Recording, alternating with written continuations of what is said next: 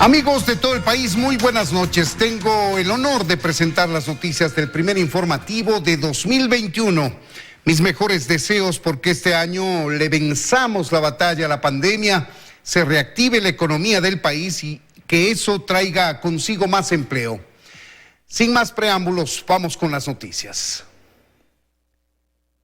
Se inició la campaña de cara a las elecciones de febrero marcada por las restricciones debido a la pandemia. Algunos candidatos buscan dar a conocer sus propuestas evitando las aglomeraciones. Con este acto formal que contó con la presencia de varios simpatizantes, inició la campaña el candidato de la Alianza Creo Social Cristiano, Guillermo Lasso, en el Palacio de Cristal de Lichimbía, en Quito, donde presentó su oferta para su gobierno, que consta de la generación de 2 millones de empleos. Proveeremos el microemprendimiento y daremos crédito al agro al 1% de interés y a 30 años plazo. Además, en el evento que fue retransmitido por redes sociales, prometió transformar el sistema de salud, logrando que la vacuna de COVID-19 llegue a todos los ecuatorianos. Vamos a tener un sistema de salud gratuito, de calidad y con calidez. Como dije, que de una vez por todas funcione. Esta campaña, que está marcada por las restricciones debido a la pandemia, los candidatos se ingeniaron para evitar aglomeraciones, como lo hizo César Montúfar de la Alianza Honestidad, quien recorrió las calles de la capital en bicicleta. Allí fue enfático en mencionar que no recibirá dinero del Estado para su campaña. Para que esos recursos sean devueltos al Ministerio de Finanzas, para que sean reasignados a la salud. Por su parte, Gerson Almeida del Movimiento Ecuatoriano Unido participó de una caravana en el norte de Quito, mientras que Lucio Gutiérrez del Partido Social Patriótico recorrió las calles del centro histórico junto a pocos simpatizantes. Sus propuestas las exhibía en carteles. Vamos a reducir drásticamente el número de asambleístas. Fue Javier Hervas de la Izquierda Democrática quien realizó el lanzamiento de su campaña de forma virtual, donde habló de sus objetivos principales, como son la reactivación económica y la construcción de la justicia. Las elecciones presidenciales serán el 7 de febrero. Fernanda Ceballos, 24 horas. Otra tarea pendiente del Consejo Nacional Electoral y de la que nada se conoce aún son los debates. El Código de la Democracia dispone que en primera y en segunda vuelta el organismo electoral organice debates sobre las propuestas de gobierno. Si hablamos de debate presidencial, lo único que está claro en Ecuador es que el 17 de enero será el que en primera vuelta deberá organizar el CNE. Y está claro solo porque el Código de la Democracia dice en su artículo 202.2. El debate se realizará 3 semanas antes del día señalado para cada elección. El CNE no ha informado detalles del reglamento que deberá normarlo y que todavía no ha sido aprobado. Se ha insistido en que se haga debates que tienen que fundamentalmente aplicar los grandes temas: salud, educación, seguridad, generación de empleo. El Consejo Nacional Electoral ha confirmado los binomios con candidaturas en firme. En un número de 16. Así se vería un set de televisión con 16 candidatos intentando dar a conocer sus propuestas. Oleas dice, habría que buscar un mecanismo. 16 personas debatiendo. Deberían hacerse por lo menos unos 4 debates. Uno por cada tema. Por las circunstancias y también por la coyuntura, él propone que la persona encargada de moderar el debate sea alguien preparada y capaz. Debe estructurarse con periodistas profesionales independientes que puedan clarificar ante la ciudadanía lo que plantea, piensa y puede ejecutar un candidato. Recuerda así lo que pasó entre el primero y segundo debate en Estados Unidos. El primero con Chris Wallace. Y el segundo con Kristen Welker.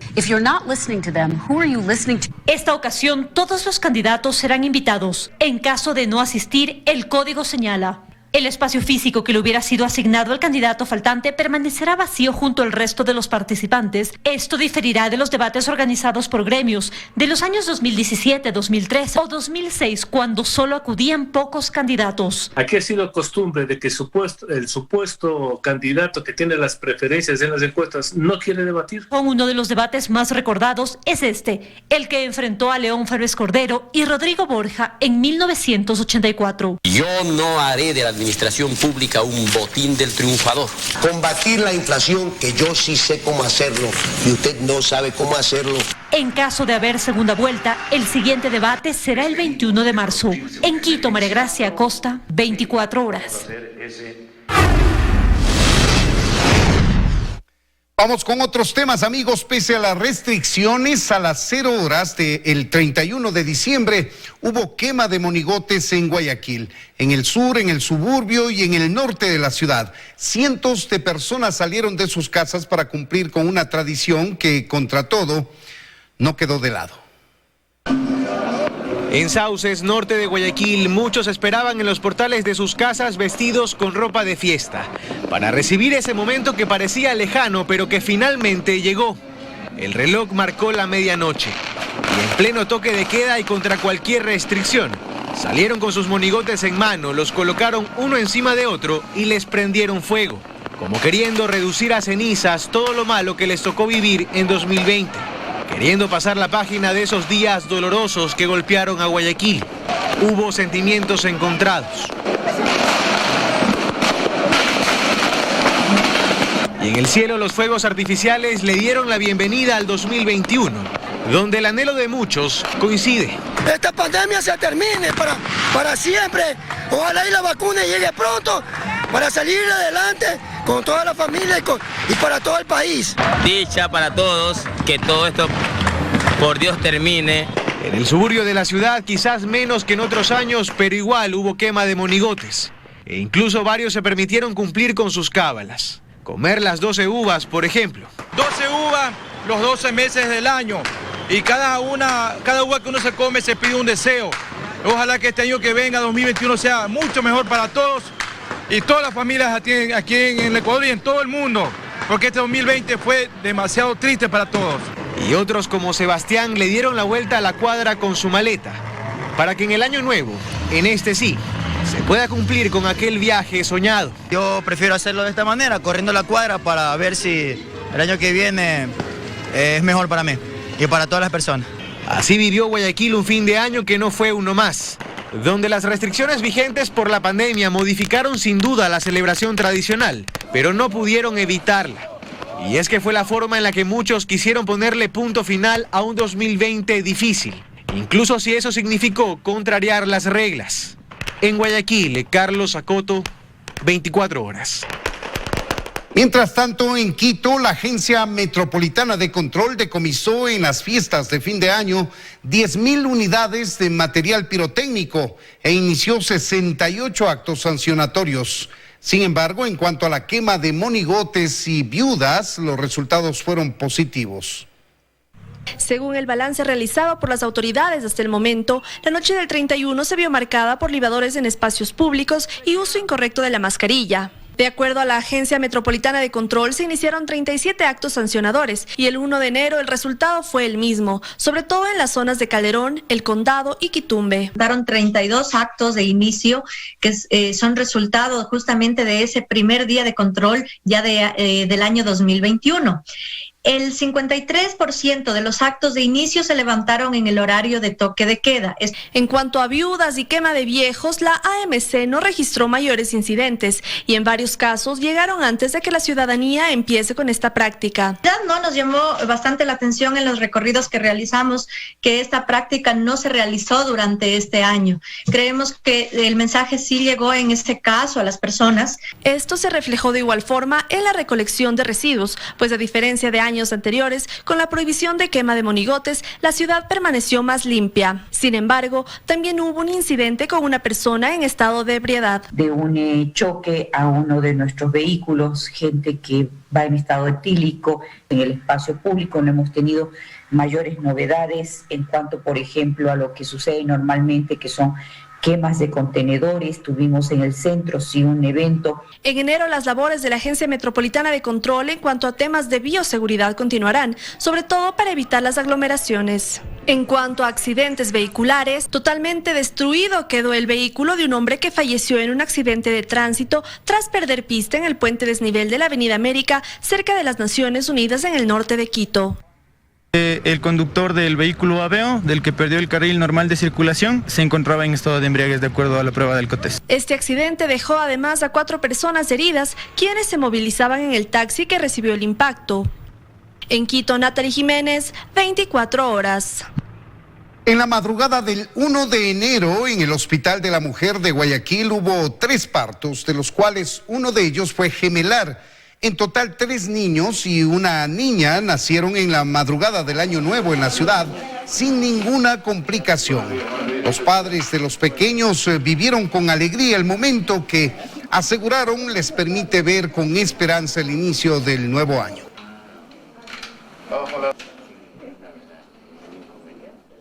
Y durante el 31 de diciembre y el 1 de enero, los balnearios de Santa Elena permanecieron cerrados. Este sábado se volvió a permitir el ingreso de turistas, sin embargo, la afluencia no llenó las expectativas de los comerciantes. Este sábado se reabrieron las playas en la provincia de Santa Elena, luego de permanecer cerradas durante el 31 de diciembre y el 1 de enero, por las restricciones del Comité de Emergencia Nacional. En la arena de San Lorenzo, Salinas, algunos turistas.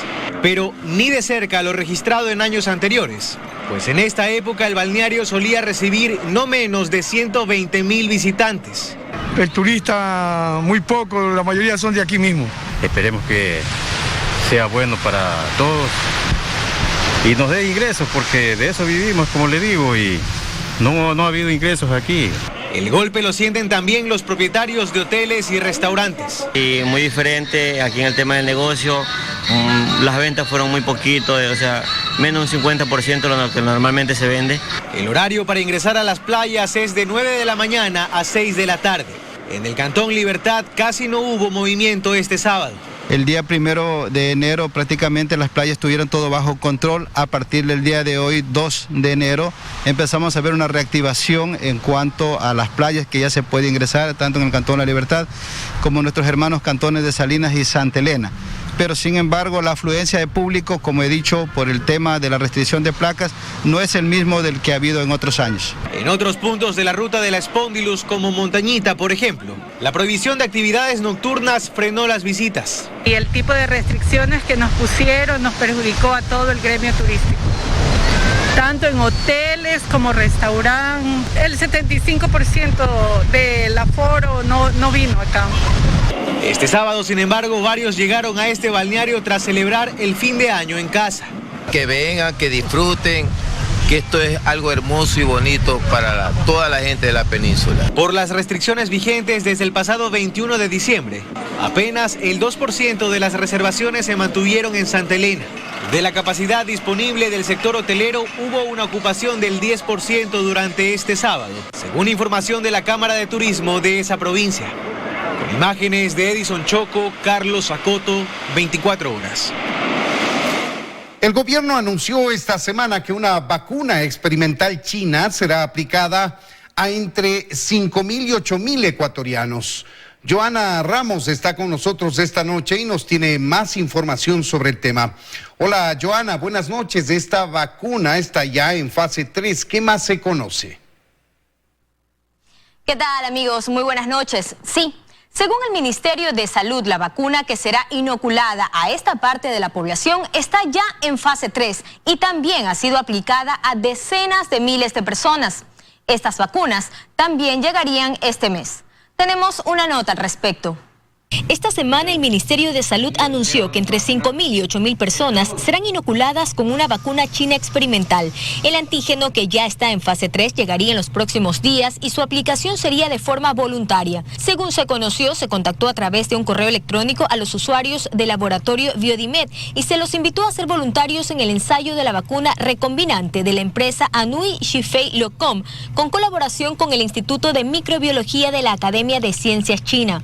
En el correo se especificaba que los participantes recibirán atención médica, exámenes de laboratorio, asesoría, orientación y acompañamiento gratuito, así como un seguro médico y seguro de accidentes personales durante su participación en el estudio. Adicionalmente, recibirán reembolsos de gastos menores, transporte y alimentación para asistir a las citas médicas. De inmediato, el laboratorio explicó que la prueba se encuentra en proceso de revisión de un comité de ética independiente y posteriormente será revisado por ARCSA y que se podrá realizar cuando reciban las aprobaciones. Uno de los objetivos es valorar si las 25 variantes del coronavirus existentes en Ecuador están protegidas por esta vacuna. Por otra parte, el gobierno se mantiene en que las primeras 50.000 dosis de Pfizer llegarían en los próximos días, aunque sin fecha exacta. La fase 0 de aplicación será de pilotaje para el personal de salud y las personas con mayor riesgo. Las siguientes fases incluirán a Fuerzas Armadas, policía, bomberos, hasta alcanzar a la población que la requiere. Las autoridades de gobierno siguen conversando con la iniciativa COVAX y otras farmacéuticas para la adquisición de las vacunas. Gracias por continuar en sintonía de 24 horas. La reactivación económica del sector de la construcción para 2021 dependerá de la generación de una mayor demanda, pues el 70% de sus ingresos dependen de la inversión y obra estatal. En respuesta, el gobierno otorga varias alternativas para que los ciudadanos accedan de acuerdo con su nivel económico a su casa propia. Nuevas estrategias buscan reactivar un sector de la economía que ha sido golpeado por la pandemia. Según cifras que maneja el Banco Central, sectores como el de la construcción sufrirán una reducción entre el 1,5% y el 3% el próximo año. Para contrarrestarlo se requiere no solo de una mayor inversión, sino de un incremento en la demanda inmobiliaria. Recordemos que al momento tenemos las mejores condiciones históricamente, tanto en tasa de interés como en monto de entrada para adquirir una vivienda. El 70% de esta actividad depende de la obra pública. Es por ello que el camino hacia una recuperación, según Joan Proaño, vocero del colectivo Constructores Positivos, se centra en la alianza público-privada, que permita otorgar mejores condiciones para que la ciudadanía acceda a estos proyectos. Hay un crédito, que es un crédito con tasa de interés subsidiada, que es al 4.99% con el 5% de entrada, para vivienda de interés social y vivienda de interés público. Actualmente existen varias alternativas para que los ciudadanos accedan, por ejemplo, a su primera vivienda. Una de ellas son los créditos hipotecarios preferenciales para viviendas de interés social e interés público, respaldados con un fideicomiso de $1.300 millones. Estamos hablando de que para una vivienda de $60.000 se necesitan $5.000 de entrada y $365 mensuales de cuota.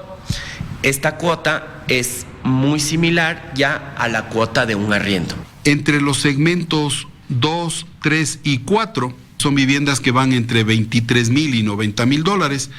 Aproximadamente ahí entregaremos 35,000 a 40,000 viviendas. Según cifras que maneja el colectivo Constructores Positivos, entre marzo y mayo de este año se experimentó un 60% menos de reservas en proyectos habitacionales. A partir de agosto se recuperó casi la mitad. La expectativa es que a finales de este año y el próximo se mejoren notablemente estos niveles. En Quito, Daniela Valencia, 24 horas. 4 nuevas modalidades de contratos laborales entraron en vigencia a partir de noviembre en el país. Están relacionados con la actividad productiva, el sector turístico, los jóvenes menores a 26 años y los emprendedores.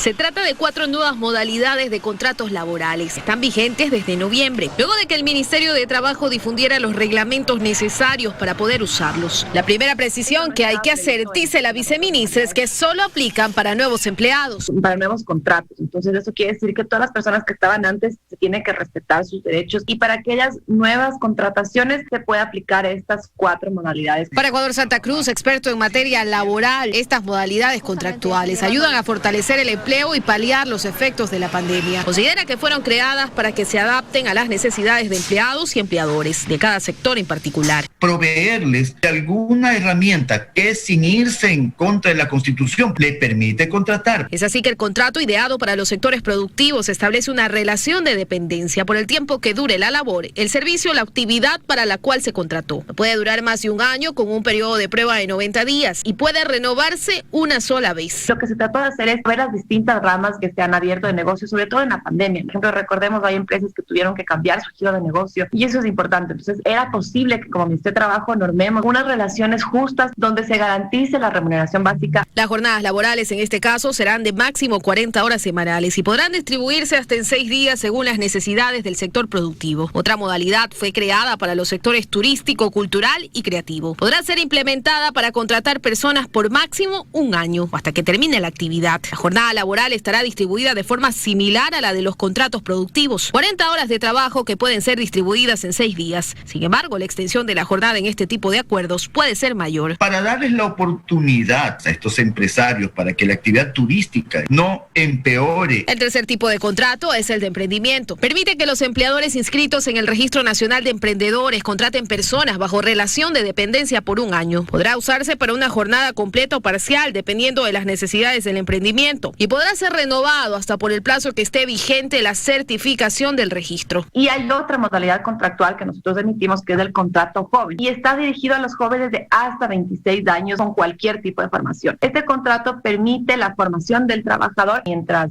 trabaja. Y la remuneración no podrá ser menor a 1/3 del salario mínimo del año multiplicado por 2,5. En el 2021 eso equivale a $333. Desde noviembre hasta la fecha, 842 nuevos contratos se han firmado. 647 del sector productivo, 146 para jóvenes, 44 del sector turístico, cultural y creativo y 5 de emprendedores. Los nuevos contratos deberán estar registrados en el Sistema Único de Trabajo máximo 15 días después de haber sido firmados por ambas partes. Las aportaciones del Seguro Social y los otros beneficios establecidos en el Código de Trabajo serán proporcionales a la jornada y a la remuneración acordada. Y la relación laboral terminará cuando el plazo concluya sin necesidad de cualquier otra formalidad. Luisa María Heredia, 24 horas.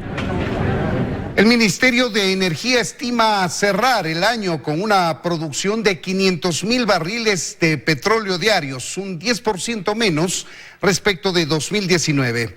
Sin embargo, tomando en cuenta todos los obstáculos que se presentaron en medio de esta pandemia, el sector ve con optimismo al 2021.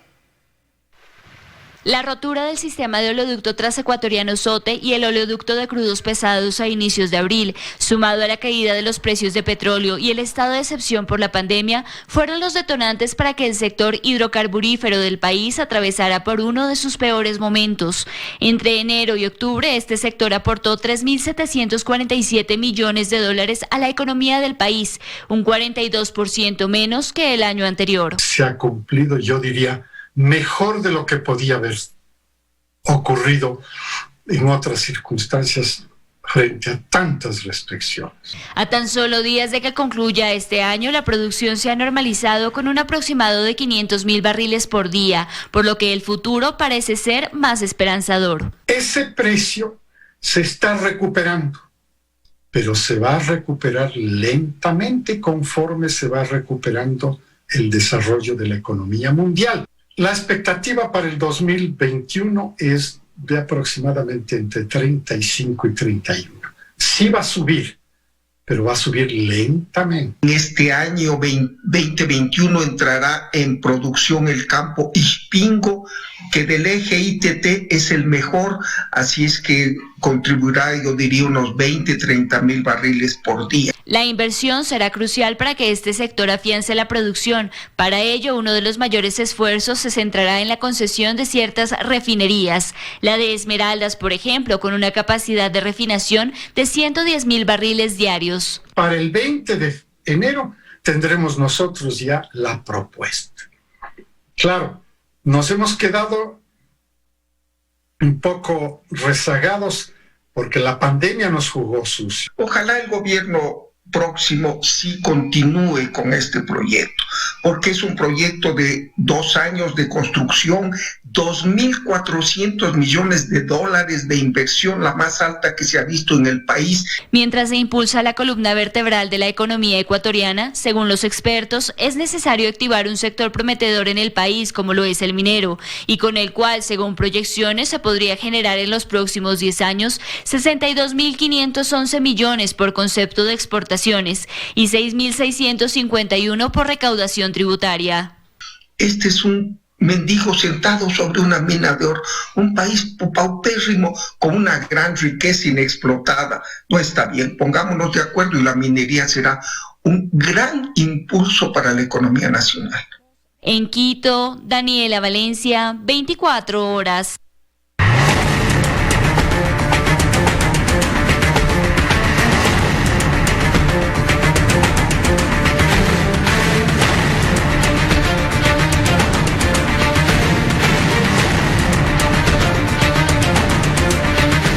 Esta noche en nuestro segmento A Fondo, Tomás Ciufardi nos hablará del Teatro Benjamín Carrión de Loja, una obra inaugurada en 2016 y por la cual el Estado mantiene una millonaria deuda con proveedores privados.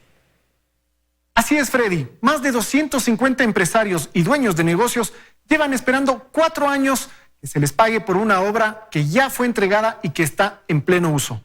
El Teatro Benjamín Carrión es motivo de orgullo para los lojanos, pero se convirtió en una estafa para quienes lo construyeron. Veamos de qué se trata este caso. El Teatro Benjamín Carrión de Loja no ha estado exento de polémica. En sus 4 años de vida se denunciaron irregularidades en cuanto a su contratación, realizada por parte del SECOB con Fabriequipos, una empresa pública que no cumplía con los requisitos para hacer esta obra.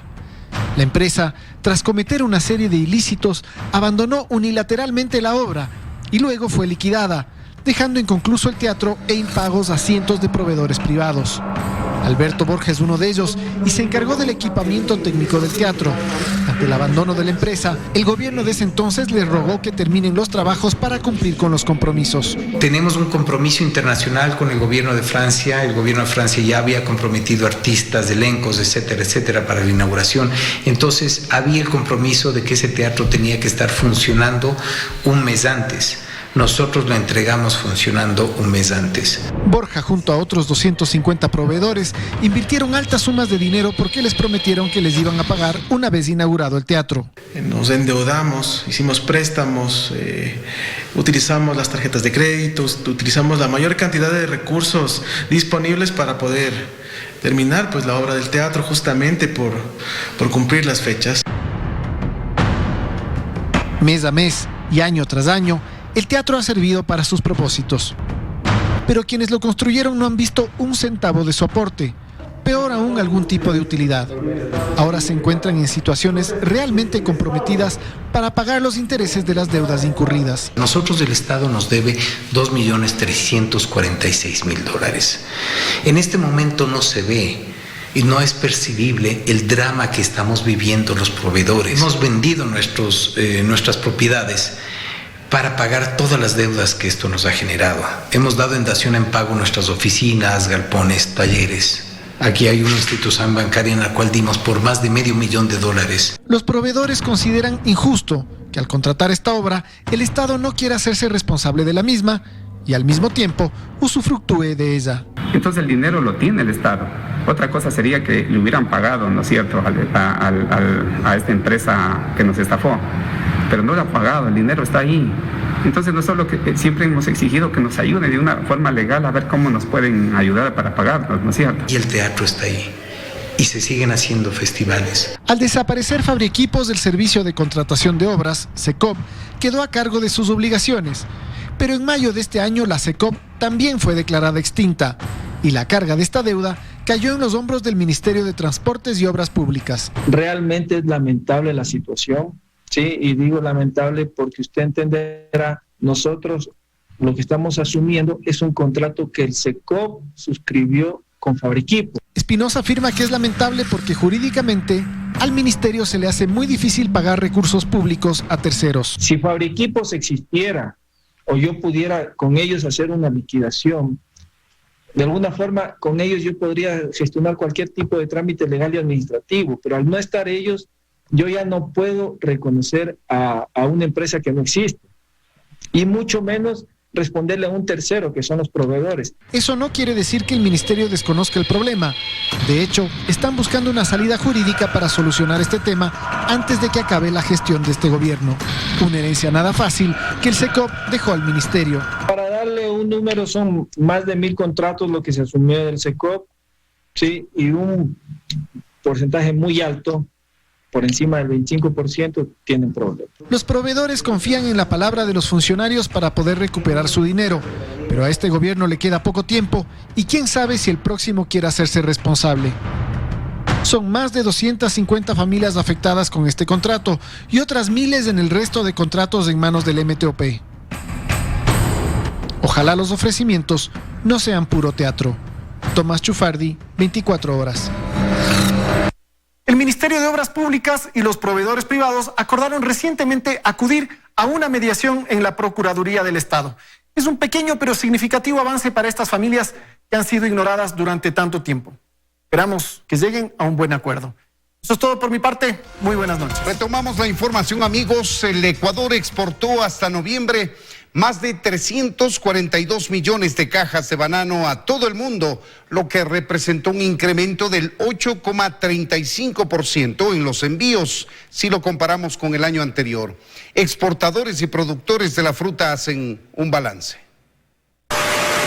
2020, un año atípico para la economía mundial sin duda, pero en la adversidad hay cifras que rescatar y una de ellas las maneja el sector bananero del país. Pese a todas las complicaciones en las ventas y la logística que significó la pandemia del coronavirus, Ecuador logró vender al mundo 342 millones de cajas de banano, 8,35% más si lo comparamos con el año pasado. Con mucho esfuerzo logramos que las exportaciones continúen adaptándonos a todos los protocolos de bioseguridad que teníamos que seguir y manteniendo las mismas plazas de trabajo que nosotros manejamos, que son 250.000 a nivel del sector. Los mercados tradicionales se consolidaron y otros abrieron sus perchas por primera vez a la fruta ecuatoriana.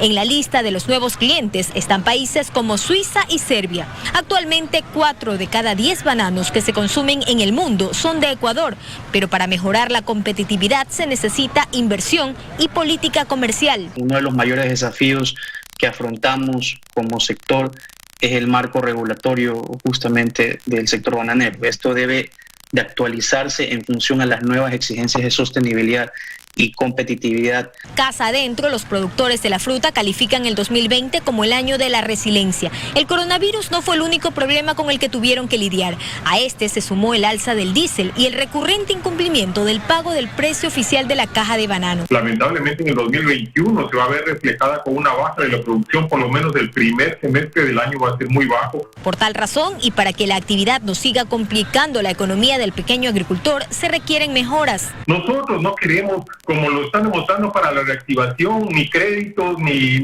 semillas, ni nada. Nosotros los productores agrícolas lo que queremos son precios justos para nuestros productos. El esquema operará de acuerdo a las semanas con precios diferenciados. Joana Ramos, 24 horas. Pese a la pandemia, el Ecuador vendió 1.400 millones de dólares de libras de camarón. Aunque hubo más exportaciones, el crecimiento y lo recaudado fue menor que en años anteriores. Uno de los productos estrella de la balanza comercial no petrolera del país es el camarón, y la pandemia del coronavirus también afectó sus cifras. En los últimos 3 años, el camarón había registrado un crecimiento en ventas de hasta el 24%, y aunque la tendencia se mantuvo, no fue la esperada. Apenas se alcanzó un 7%. En 2020 se vendieron 1.400 millones de libras de camarón, 100 millones de libras más que en 2019. Pero esto no significó más ingresos para el país, explican desde la Cámara Nacional de Acuacultura. Se produjo más, se procesó más, se vendió más, pero se recauda menos. En este caso el Ecuador dejó de percibir divisas por casi 350 millones de dólares por la caída del precio de camarón. La celebración del Año Nuevo chino es esperada por los productores de camarón local, pero la pandemia no permitió que los contratos se cierren como en ocasiones anteriores. Y si tomamos en cuenta que China consume 6 de cada 10 camarones que produce Ecuador, el panorama no mejora. Y hay más, las restricciones continúan en gran parte de Europa, otro importante consumidor del crustáceo nacional. Lo que esperamos nosotros es que Europa y Estados Unidos, en la medida en que empiecen a aplicar la vacuna, empiecen a soltar estas medidas de restricción y podamos ver un segmento de hotelería, turismo, el segmento de food service, que es el que atendemos, reviviendo, demandando más camarón. Ecuador fortaleció sus protocolos de bioseguridad dentro de la cadena productiva del camarón, luego que varias empresas exportadoras fueron sancionadas. Joana Ramos, 24 horas. Las exportaciones de café ecuatoriano han descendido a causa de la pandemia, lo que también afecta a los productores. Representantes del sector cafetalero mantienen altas expectativas con el acuerdo comercial entre Estados Unidos y Ecuador, con lo que esperan recuperarse. Uno de los sectores más afectados económicamente, sin lugar a dudas, es el cafetalero. Y es que las exportaciones han decrecido en los últimos años a causa de una caída en la producción. A ello hay que sumarle los efectos de la pandemia. No es que la venta del café ha aumentado las exportaciones, eso no. La pandemia efectivamente influye porque el cierre de cafeterías, el 50% entre hoteles, restaurantes y cafeterías se han cerrado. La disminución del consumo del grano significó pérdidas en la exportación del producto. En 2019 se exportaron $70 millones en café, mientras que en 2020 se exportaron $50 millones, situación que también afecta a los productores del grano. Muchos de nosotros nos vimos afectados por la falta de mano de obra, dándonos a muchas veces preocuparnos por no cumplir todos los controles de calidad que exigen. Los principales compradores de café ecuatoriano son Alemania, Polonia, Ucrania, Rusia, Japón, Corea del Sur, Taiwán y Estados Unidos. En estos países disminuyó la demanda de café ecuatoriano durante el 2020. Entre tanto, este sector muestra altas expectativas con el acuerdo firmado entre Ecuador y Estados Unidos. Esperan que con el acuerdo en mención puedan reactivarse económicamente. Tener un acuerdo con el principal socio comercial, que son los Estados Unidos, es algo que favorece a todos. El reto de los productores y exportadores es buscar relaciones sólidas y a largo plazo con los compradores, tener un panorama transparente de negociaciones donde todo sea claro. El Ecuador no produce mucho volumen de café, a diferencia de los grandes competidores como Brasil y Colombia. María de los Ángeles Rendón, 24 horas. Cerca del 75% de plásticos producidos durante la pandemia, como envases de gel, antibacterial, alcohol y mascarillas, se convertirán en desechos que llegarán incluso a los océanos, pues el 2020 se destacó de entre tantas cosas por ser un año con alta producción de residuos plásticos.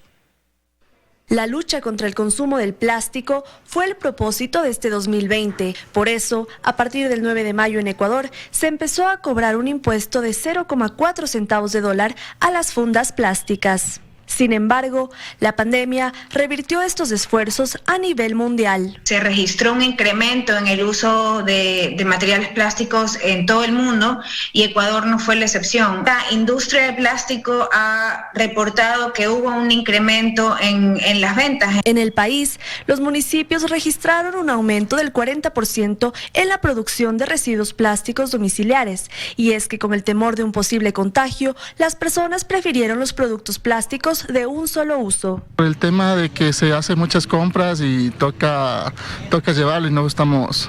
Todo demandan en fundas plásticas, muy pocos locales realmente le envían en fundas de cartón o de papel. Si bien el confinamiento le dio un respiro a la tierra en algunos aspectos, los envases de gel antibacterial y las mascarillas se sumaron a esta problemática. Que estamos encontrando mascarillas y otro tipo de artículos que antes no encontrábamos en las limpiezas de playa.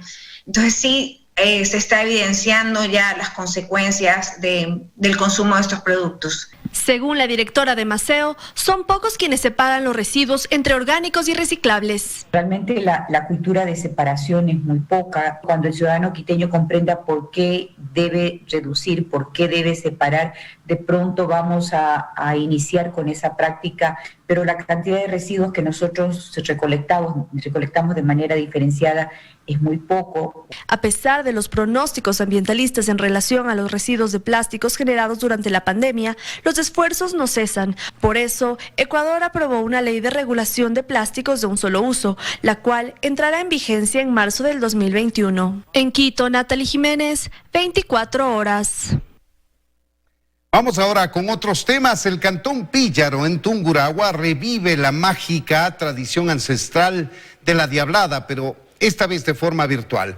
Desde el 1 hasta el 6 de enero, los desfiles, bailes y mascaradas típicas se podrán apreciar desde las computadoras para evitar la propagación del coronavirus. Este año, los Diablos de Píllaro no se tomarán las calles, pero sí las pantallas de todos los ecuatorianos. Esta celebración, declarada Patrimonio Inmaterial de la Humanidad, se adaptó también a la modalidad virtual con el objetivo de evitar una propagación del virus del COVID-19. Virtualmente vamos a participar también todos los cabecillas el 1 y el 6 de enero. Este año vivamos desde casa esa tradición. La festividad, que va del 1 al 6 de enero, atrajo a más de 10.000 personas en 2020 y recibió a 8.000 en 2019. Ojalá Dios quiera que termine esta pandemia para el próximo año seguir con la tradición. Mediante las redes sociales del GAD municipal se transmitirán las distintas actividades culturales, las cuales fueron grabadas con antelación y también tuvieron un máximo de aforo. Con el 10%, aproximadamente 30 personas estarían. Según Francisco Yanchatipán, acoplar la organización del evento a modo virtual les ha tomado tiempo. Ha sido una transformación al tema tecnológico. El lugar donde está definido, bueno, está un poco alejado del Cantón Santiago de Píllaro, entonces por lo tanto nos estamos ajustando a la tecnología, pero bueno, difícil no es, todo es posible, simplemente nos lleva tiempo. Según la historia, en épocas coloniales los indígenas se disfrazaban de diablos en repudio a las enseñanzas sacerdotales que recibían de los españoles. En Quito, Natalie Jiménez, 24 horas.